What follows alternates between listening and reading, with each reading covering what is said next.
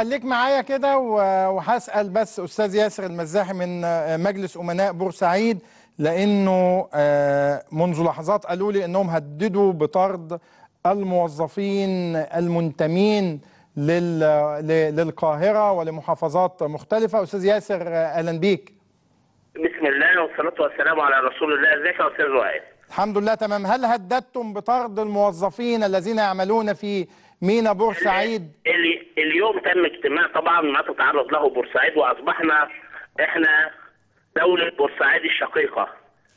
تمام. فاليوم تم اجتماع وقررنا احنا بعد التضييع على الناس وعلى اهل بورسعيد ووصم اهل بورسعيد بانهم قتله، واهل بورسعيد براءة الذئب من دم هؤلاء، لان هم دول اولادنا. احنا ندين اي فعل لقتل هؤلاء الاولاد اللي جم كانوا بيتفرجوا على المباراة. لكن لو في واحد بورسعيدي مدان يقعد جنبه. طيب انتوا اتخذتوا قرار بايه يا استاذ ياسر؟ النهارده انت بتضيق عليا، انا بورسعيد كل يوم بيدخلها عدد 1000 اتوبيس.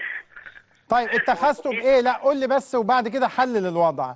اتخذنا قرارات ان في حاله هذا هنفضل لحسن حمدي مشكله بورسعيد كلها بطرد عدد 200,000 بيدخلوا يوميا بورسعيد يعملوا في مجال الاستصلاح ومثلث شارع التفريعه في الغاز. هنقوم باحتلال شركات الغاز وكل اللي من بره بورسعيد يتولى ابناء بورسعيد العمل فيها في الاستثمار كل اولاد بورسعيد. بكده هنصدر لحسن حمدي 200,000 عامل ياكلهم من النادي الاهلي او يشغلهم من العاملين من جميع المحافظات المجاوره لبورسعيد. يعني تهددون بمنع. احنا مش عاوزين نعمل ده لان احنا الاختناق زاد علينا يا استاذ وائل.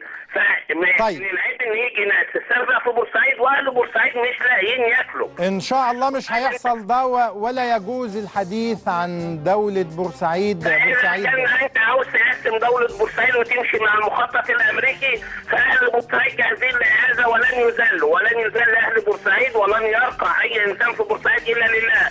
انجلترا وفرنسا واسرائيل ما يقدروش على بورسعيد، مش هيقدر علينا شيء من البلطجيه. احنا ندين هذا الفعل وندين كل طفل قتل في بورسعيد وبورسعيد بريئه. عاقب اللي تسبب. استاذ ياسر المزاحي امين. وفي النهايه انا عايز اقول كلام الاستاذ ياسر المزاحي ومجلس امناء بورسعيد في منتهى الخطوره. التهديد بطرد وبمنع 200,000 موظف يأتون إلى مختلف المؤسسات في بورسعيد من المينا لشرق التفريع لمؤسسات مختلفة متعلقة بالغاز.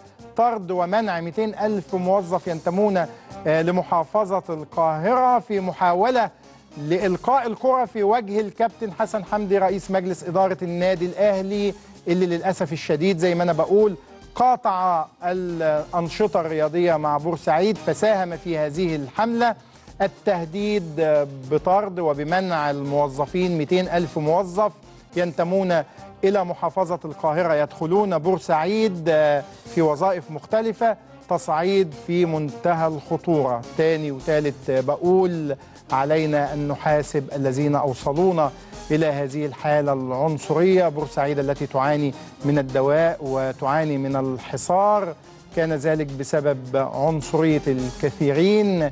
لن تنكسر بورسعيد، وفي نفس الوقت لا يمكن أن نقبل ما قاله البعض عن أنه والله بيحصرونا هننشئ دولة بورسعيد وهنمنع الموظفين الذين يأتون من محافظة القاهرة من دخول البلاد. لن نصل إلى هذه الحالة أبدا.